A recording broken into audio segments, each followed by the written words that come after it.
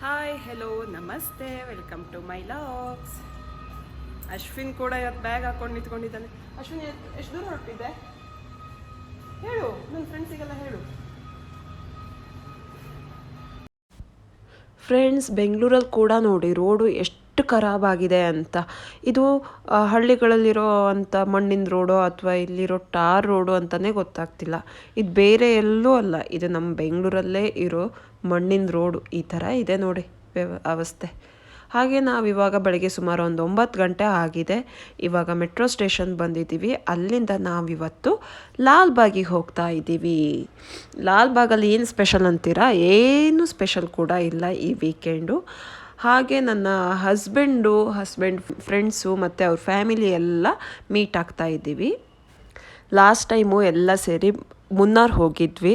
ಅಲ್ಲೆಲ್ಲ ಸಖತ್ತಾಗಿ ಎಂಜಾಯ್ ಮಾಡ್ಕೊಂಡು ಬಂದ್ವಿ. ಅದಾದಮೇಲೆ ಬೆಂಗಳೂರಲ್ಲೇ ಇರೋದು ಎಲ್ಲರೂ ಕೂಡ ಮೀಟ್ ಮಾಡಬೇಕು ಅಂತ ಆಲ್ರೆಡಿ 1 ಇಯರ್ ಆಗೋಯ್ತು ನೋಡಿ ಫ್ರೆಂಡ್ಸ್. ಎಷ್ಟು ಬೇಗ ಟೈಮ್ ಕಳೆದೋಗ್ಬಿಡತ್ತಲ್ವ. ಇವಾಗ ಸುಮಾರು 9:30 ಆಗಿದೆ. ನಾವು ಆಲ್ರೆಡಿ ಲಾಲ್ಬಾಗ್ ರೀಚ್ ಆಗಿದ್ದೀವಿ ಇವಾಗ. ಫ್ರೆಂಡ್ಸ್, ಮಕ್ಕಳಿಗೆ ಎಲ್ಲರ ಫ್ಯಾಮಿಲಿಯಲ್ಲೂ ಮಕ್ಕಳಿದ್ದಾರೆ, ಒಂದು 3 to 4 ಮಕ್ಕಳಿದ್ದಾರೆ. ಅವ್ರು ಚೆನ್ನಾಗಿ ಆಟ ಆಡ್ಕೊಂಡಿರಲಿ, ದೊಡ್ಡ ಜಾಗ ಇರುತ್ತೆ ಅಂದ್ಕೊಂಡು ಬಾಲ್ ಎಲ್ಲ ತೊಗೊಬಂದಿದ್ವಿ. ಬಟ್ ಅದನ್ನೆಲ್ಲ ಅವರೇ ಇಟ್ಕೊಂಡ್ಬಿಟ್ರು. ಒಳಗಡೆ ತೊಗೊಂಡು ಬರೋಕ್ಕೆ ಕೊಟ್ಟಿಲ್ಲ, ಎಂಟ್ರಿಯಲ್ಲೇ ಇಟ್ಕೊಂಡ್ಬಿಟ್ರು. ಹಾಗೆ ಫ್ರೆಂಡ್ಸ್ ನೋಡಿ, ಎಂಟ್ರಿ ಆದ ತಕ್ಷಣ ಲಾಲ್ಬಾಗಲ್ಲಿ ಏನೇನಿದೆ, ಎಲ್ಲೆಲ್ಲಿ ಹೋದರೆ ಏನೇನು ಸಿಗುತ್ತೆ ಅಂತ ಬೋರ್ಡ್ ಮ್ಯಾಪ್ ಹಾಕಿದ್ದಾರೆ. ನಾವು ಅದನ್ನು ಕೂಡ ರೆಫರ್ ಮಾಡಿಕೊಂಡು ನಮ್ಗೆ ಎಲ್ಲಿ ಬೇಕೋ ಅಲ್ಲಿ ಹೋಗ್ಬೋದು. ಹಾಗೆ ಎಲ್ಲರೂ ಬಂದಿರಲಿಲ್ಲ, ನಾವೇ 2 ಫ್ಯಾಮಿಲಿ ಬೇಗ ಬಂದ್ವಿ. ಬೇಗ ಅಂದರೆ ಆನ್ ಟೈಮ್ ಇದ್ವಿ, ತುಂಬ ಏನು ಬೇಗ ಬಂದಿಲ್ಲ ನಾವು ಕೂಡ. ಹಾಗೆ ಎಲ್ಲರೂ ಬರಲಿ ಅಂತ ವೇಟ್ ಮಾಡ್ತಾ ಇದ್ವಿ. ಹಾಗೆ ಕೆರೆ ಕಡೆ ಒಂದು ರೌಂಡ್ ಹಾಕೋಣ ಅಂತ. ಮಕ್ಕಳು ಸುಮ್ಮನೆ ನಿಂತ್ಕೊಳ್ಳಲ್ವಲ್ಲ, ಸೊ ಅವ್ರು ಕರ್ಕೊಂಡು ಕೆರೆ ಕಡೆ ಹೋಗಿ ತೋರಿಸ್ತಾ ಇದ್ವಿ.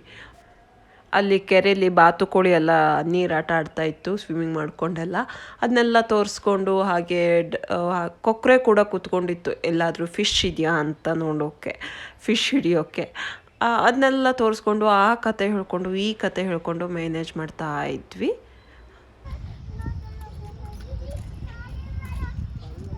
ಗಿಳಿ ಪಾರಿವಾಳ ಎಲ್ಲಿದ್ದು? ಇದೆ ಇಲ್ಲ ಇದ್ದಡ ಹಕ್ಕಿ, ಬಾ ಇಣಚಿ ಇದ್ದು ಬನ್ನಿ. ಎಲ್ಲಿ ಯಾರು ಹಿಡ್ಕೊಂಡಿದ್ದ? ಅಪ್ಪ ಕೈ ಬಿಟ್ಬಿಟ್ನಾ? ಹಾ,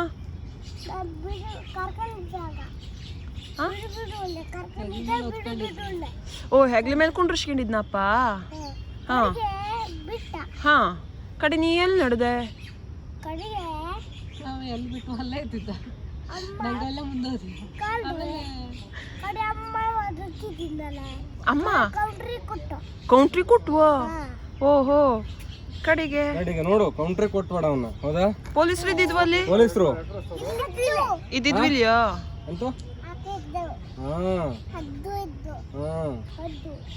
ಹಾ, ಕಡೆಗೆ ಯಾರು ಬಂದ ಕರ್ಕೊಂಡು ಹೋಗಲೆ? ಮಾವು ಬಂದ? ಅಪ್ಪ ಬೈನಿಲ್ಯೋ?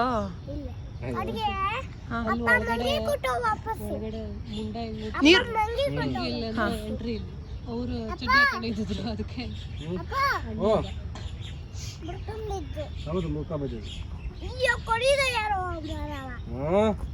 ಮುಖ ಬಿದ್ದಿದ್ದಿಲ್ಲ, ಕಡದ್ ಬಿಡ ಯಾರೋ. ಹೌದಾ? ಹೆಂಗ್ ಗೊತ್ತಾತ? ಅದ್ ಕಡದ್ದಳೆ, ಮರ ಕಡದ್ದಳೆ, ಹೆಂಗ್ ಗೊತ್ತಾತ? ನಿಂಗೆ ಹೆಂಗ್ ಗೊತ್ತಾತು?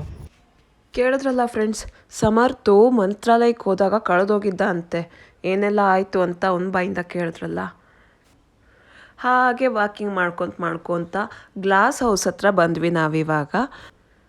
ಹಾಂ, ಇಲ್ಲಿ ಚೆನ್ನಾಗಿದೆ ಜಾಗ, ಒಂದು ಗ್ರೂಪ್ ಫೋಟೋ ತೆಕ್ಕೊಳ್ಳೋಣ, ಎಲ್ಲರೂ ಸೇರಿ ಒಂದು ಗ್ರೂಪ್ ಫೋಟೋ ತೆಗಿಯೋಣ ಅಂತ ಮಾತಾಡ್ಕೊಂಡ್ವಿ. ಹಾಗೆ ಮಾತು ಸುದ್ದಿಗಳ ಮಧ್ಯೆ ಒಂದು ಫೋಟೋ ತೆಕ್ಕೊಳ್ಳೋ ಅಷ್ಟೊತ್ತಿಗೆ ಏನಿಲ್ಲ ಅಂದ್ರೂ ಸುಮಾರು 1 hour ಆಯಿತು ನೋಡಿ ಫ್ರೆಂಡ್ಸ್. ಹಾಗೆ ಮಕ್ಕಳು ಕೂಡ ಇಲ್ಲಿ ಆನೆದು ನಂದಿದು ಎಲ್ಲ ಸ್ಟ್ಯಾಚ್ಯೂ ಇತ್ತು, ಅದ್ರ ಮೇಲೆ ಹೋಗಿ ಕೂತ್ಕೋತಾ ಇದ್ರು. ಅಶ್ವಿನಿಗೆ ಸುಮಾರು ನಾರ್ಮಲಿ ಎಲ್ಲ ಹೋದರೂ ಆನೆ ಸ್ಟ್ಯಾಚ್ಯೂ ಸಿಗೋದು, ಈ ಥರ ನಂದಿ ಸ್ಟ್ಯಾಚ್ಯೂ ಸಿಗ್ತಿರ್ಲಿಲ್ಲ. ಅಂದರೆ ದೇವಸ್ಥಾನಗಳಿಗೆ ಹೋದಾಗ ನಂದಿ ಸ್ಟ್ಯಾಚ್ಯೂ ಸಿಗೋದು, ಆದರೆ ಅಲ್ಲಿ ಕೂತ್ಕೊಳ್ಳೋಕ್ಕಾಗ್ತಾ ಇರಲಿಲ್ಲ. ಇಲ್ಲಿ ಕೂತ್ಕೊಳ್ಳೋಕೆ ಸಿಕ್ಕಿದೆ ಅಲ್ಲ ಅಂದ್ಬಿಟ್ಟು ಅವನಂತೂ ಫುಲ್ ಖುಷಿಯಾಗ್ಬಿಟ್ಟಿದ್ದಾನೆ. ಅದ್ರ ಮೇಲೆ ಕೂತ್ಕೊಂಡು ನಾವೆಲ್ಲ ಅಲ್ಲಿ ಫೋಟೋ ಗೀಟೋ ಎಲ್ಲ ತೆಕ್ಕೋತಾ ಇದ್ರೆ ಅವನು ಅದ್ರ ಮೇಲೇ ಸುಮ್ಮನೆ ಕೂತ್ಕೊಂಡು ಏನೋ ಅವನಷ್ಟಕ್ಕೆ ಅವನು ಆಟ ಆಡ್ತಾ ಇದ್ದ. ಮಕ್ಕಳು ಕೂಡ ಒಂದು ಸ್ವಲ್ಪ ಸ್ನ್ಯಾಕ್ಸ್ ಎಲ್ಲ ತಿಂದ್ಕೊಂಡ್ರು. ಬೆಳಗ್ಗೆ ಬೇಗ ಕೂಡ ತಿಂಡಿ ತಿಂದಿದ್ದಾರೆ. ಹಾಗೆ ಇಲ್ಲಿ ಲಾಲ್ಬಾಗಲ್ಲಿ ಎಲ್ಲ ಸುತ್ತಾಡೋಷ್ಟೊತ್ತಿಗೆ ಹಸುವಾಗಿದೆ. ಡ್ರೈ ಫ್ರೂಟ್ಸ್ ಮಾತ್ರ ತಂದಿದ್ವಿ ನಾವು, ಅದು ಇದು ಅಂತ ಸ್ವಲ್ಪ ಡ್ರೈ ಫುಡ್ಗಳೆಲ್ಲ ತಂದಿದ್ವಿ. ಬಿಟ್ಟರೆ ವೆಟ್ ಫುಡ್ಗಳಂದರೆ ಫ್ರೂಟ್ಸ್ ಎಲ್ಲ ಕಟ್ ಮಾಡ್ಕೊಂಡು ಬಂದರೆ ಮಾತ್ರ ಒಳಗಡೆ ಬಿಡ್ತಾರಂತೆ. ನನಗೆ ಸ್ವಲ್ಪ ಡೌಟ್ ಇತ್ತು ಫ್ರೂಟ್ಸ್ ಎಲ್ಲ ಬಿಡ್ತಾರೋ ಇಲ್ಲೋ ಅಂತ, ಅದಕ್ಕೆ ನಾನು ತಂದೇ ಇರಲಿಲ್ಲ. ಹಾಗೆ ಮಕ್ಕಳು ಕೂಡ ಸ್ಕೂಲು ಟ್ರಿಪ್ಪಿಗೆ ಅಂತ ಬಂದಿದ್ದರು, ಯಾವುದೋ ಸ್ಕೂಲ್ ಮಕ್ಕಳು. ಇವರಿಗೆ ಅವ್ರು ನೋಡಿ ಏನೋ ಒಂಥರ ಹಿಂಗೆಲ್ಲ ಕರ್ಕೊಂಡು ಹೋಗ್ತಾರಾ ಅಂತ, ನಾವು ಸ್ಕೂಲಲ್ಲೂ ಈ ಥರ ಇಲ್ಲೇ ಕರ್ಕೊಂಡು ಬರ್ತಾರಾ ಅಂತ ಕ್ವಶನ್ ಮಾರ್ಕ್ ಇತ್ತು.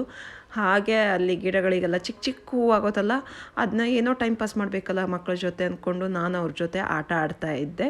ಅದನ್ನೆಲ್ಲ ತೆಗೆದುಬಿಟ್ಟು ಕಿವಿಗೆ ಇಟ್ಕೋತಾ ಇದ್ದೆ. ನನ್ನ ಪುಣ್ಯ ಅಲ್ಲಿ ಯಾರು ಲಾಲ್ಬಾಗಿನ ಸೆಕ್ಯೂರಿಟೀಸ್ ಯಾರೂ ನೋಡಿಲ್ಲ, ಇಲ್ಲ ಅಂದರೆ ನನಗೆ ಸರಿಯಾಗಿ ಬೈಯೋರು. ಇಷ್ಟು ದೊಡ್ಡವರಾಗಿದ್ದೀರಾ ಮೇಡಮ್, ನಿಮಗೆ ಗೊತ್ತಾಗಲ್ವಾ ನೀವೇ ಹೂ ಕೀಳ್ತಾ ಇದ್ದೀರಾ ಅಂತ. ಅಲ್ಲೆಲ್ಲ ಕಡೆ ಬೋರ್ಡ್ ಹಾಕಿರ್ತಾರೆ ಹೂ ಕೀಳಬಾರ್ದು ಅಂತ. ಆದರೂ ಕೂಡ ನಮ್ಮಂಥವರು ಈ ಥರ ಚಿಕ್ಕ ಪುಟ್ಟ ತಪ್ಪು ಮಾಡ್ತಾನೇ ಇರ್ತೀವಿ. ಸುಮಾರು ಇವಾಗ 12 ಗಂಟೆ ಆಗಿದೆ. ಬಿಸಿಲು ಕೂಡ ಆಗ್ತಾ ಇದೆ. ಹಾಗೆ ಹೊಟ್ಟೆ ಕೂಡ ಥಳಮಳ ಅಂತ ಇದೆ. ಎಲ್ಲರಿಗೂ ಕೂಡ ಹಸುವಾಗಿದೆ. ನಿಧಾನಕ್ಕೆ ಊಟಕ್ಕೆ ಹೊರಡಬೇಕು. ನಾನಂತೂ ಸೀಟ್ ಸಿಕ್ಕದಲ್ಲೆಲ್ಲ ಹೋಗಿ ಕೂರ್ತಾ ಇದ್ದೆ. ನಮ್ಮ ಈ ಗಂಡು ಮಕ್ಕಳಂತೂ ಸುದ್ದಿನೇ ಮುಗಿತಾ ಇಲ್ಲ. ಎಷ್ಟೋ ವರ್ಷಗಳಿಂದ ಸ್ಟಾಕ್ ಇದ್ದ ಮಾತುಗಳ ಕತೆ ಅದು ಇದು ಅಂದ್ಬಿಟ್ಟು ಎಲ್ಲ ಸುದ್ದಿ ಮಾತಾಡ್ತಿದ್ದಾರೆ. ಅವರಿಗೆ ಟೈಮ್ ಹೋಗಿರೋದು ಗೊತ್ತಾಗಿಲ್ಲ, ಹಾಗೆ ಹೊಟ್ಟೆ ಹಸುವಾಗಿರೋದು ಗೊತ್ತಾಗ್ತಾ ಇಲ್ಲ. ನಮಗೆ ಮಕ್ಕಳಿಗೆ ಮಾತ್ರ ಸಿಕ್ಕಾಪಟ್ಟೆ ಹಸುವಾಗಿರೋದು ಗೊತ್ತಾಗ್ತಾ ಇದೆ. ಸರಿ ಹೊರಡೋಣ, ಇಲ್ಲಿ ಏನಾದ್ರು ತೊಗೊಳ್ಳೋಣ ಅಂದರೆ ನಮಗಿಂತ ಫಸ್ಟು ಮಕ್ಕಳು ಕ್ಯೂದಲ್ಲಿ ನಿಂತಿರ್ತಾರೆ ನೋಡಿ ಅಲ್ಲಿ. ಆಗಲೇ ಅಶ್ವಿನ್ ನನಗೆ ಅದು ಬೇಕು ಇದು ಬೇಕು ಅಂತಿದ್ದಾನೆ. ಓಡಾಡಿ ಹಸು ಬೇರೆ ಆಗಿದೆ, ಸ್ವಲ್ಪ ಸುಸ್ತು ಆಗಿ ನಿದ್ದೆ ಕೂಡ ಬರ್ತಾ ಇದೆ. ಹಾಗಾಗಿ ಸಾಕು ಇಲ್ಲಿಂದ ಬೇಗ ಹೊರಡೋಣ ಅಂದ್ಬಿಟ್ಟು, ಬೇಗ ಅಂದರೆ ಏನು ತುಂಬ ಬೇಗ ಅಲ್ಲ, ಆಗಲೇ 12:30 ಆಗಿದೆ. ಅಲ್ಲಿಂದ ಲಾಲ್ಬಾಗಿಂದ ಹೊರಡ್ತಾ ಇದ್ದೀವಿ. ಇವಾಗ ಲಾಲ್ಬಾಗಿಗೆ ಬರ್ದೇನೆ ಎಷ್ಟೋ ವರ್ಷಗಳಾಗಿತ್ತು ಅಂತ ಅನ್ನಿಸ್ತಾ ಇತ್ತು. ಒಂದು 2-3 ಇಯರ್ಸ್ ಅಂತೂ ಆಗಿಬಿಟ್ಟಿತ್ತು ನಾನು ಲಾಲ್ಬಾಗ್ ಬರ್ದೇನೆ. ನಾನು ಪ್ರೆಗ್ನೆಂಟ್ ಆಗೋದಕ್ಕಿಂತ ಮುಂಚೆ ಬರ್ತಾ ಇದ್ದೆ. ಆವಾಗ ಎಷ್ಟೋ ಸತಿ ನಾವು ಬೆಳಗ್ಗೆ ಜಾಗಿಂಗಿಗಂತೆಲ್ಲ ಬರ್ತಾಯಿದ್ವಿ. ಬೇಗ ಬಂದು ಅಂದರೆ ಸುಮಾರು ಒಂದು 6:30-7 ಗಂಟೆಗೆಲ್ಲ ಇಲ್ಲೇ ಇರ್ತಿದ್ವಿ. ಹಾಗೆ ಒಂದು ರೌಂಡ್ ಹೊಡ್ಕೊಂಡು ಲಾಲ್ಬಾಗ್ ಫುಲ್ಲು. ಅಷ್ಟೊತ್ತಿಗೆ ಮತ್ತೂ ಹಸುವಾಗಿರೋದು, ಆಲ್ರೆಡಿ ಹಸುವಾಗತ್ತೆ, ಆದರೆ ಒಂದು ರೌಂಡ್ ಹೊಡೆಯೋಷ್ಟೊತ್ತಿಗೆ ಇನ್ನೂ ಹಸುವಾಗತ್ತೆ. ಆಮೇಲೆ ಇಲ್ಲಿ ಹೊರಗಡೆ ಕಾಮತ್ತಿದೆ, ಆಮೇಲೆ MTR ಇದೆ, ಎಲ್ಲ ಕಡೆ ಒಂದೊಂದು ಸತಿ ಬಂದಾಗ ಒಂದೊಂದು ಕಡೆ ತಿಂಡಿ ತಿಂದ್ಕೊಂಡು ಹೊರಡ್ತಿದ್ವಿ.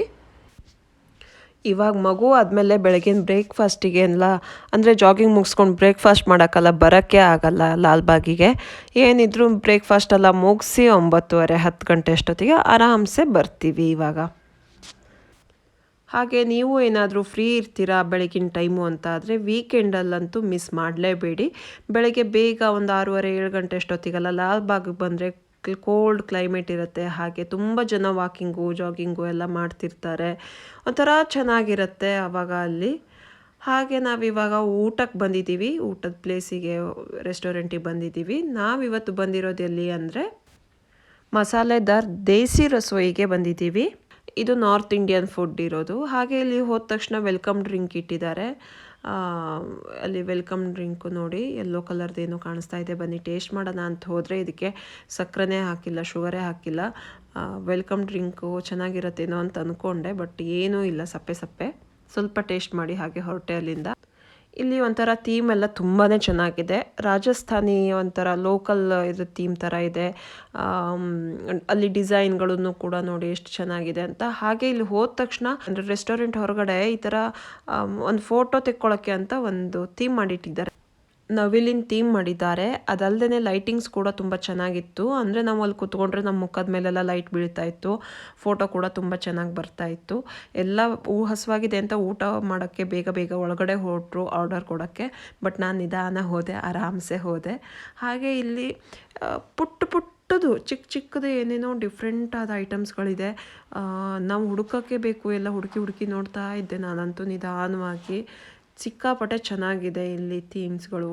ಅವರು ಅರೇಂಜ್ ಮಾಡಿರೋ ಒಂದೊಂದು ಐಟಮ್ ಕೂಡ ಎಲ್ಲಿಂದ ಹುಡುಕಿ ತಂದ್ರೇನೋ ಅಂತ ಅನಿಸುತ್ತೆ. ಎಸ್ಪೆಷಲಿ ಇಲ್ಲಿ ಏನು ನೋಡಿದೆ ಅಂದರೆ ನಾವೆಲ್ಲ ಚಿಕ್ಕವರು ಇರುವಾಗ ಕರೆಂಟ್ ಇಲ್ಲ ಅಂದರೆ ಲಾಟಿನ್ ಯೂಸ್ ಮಾಡ್ತಿದ್ವಿ.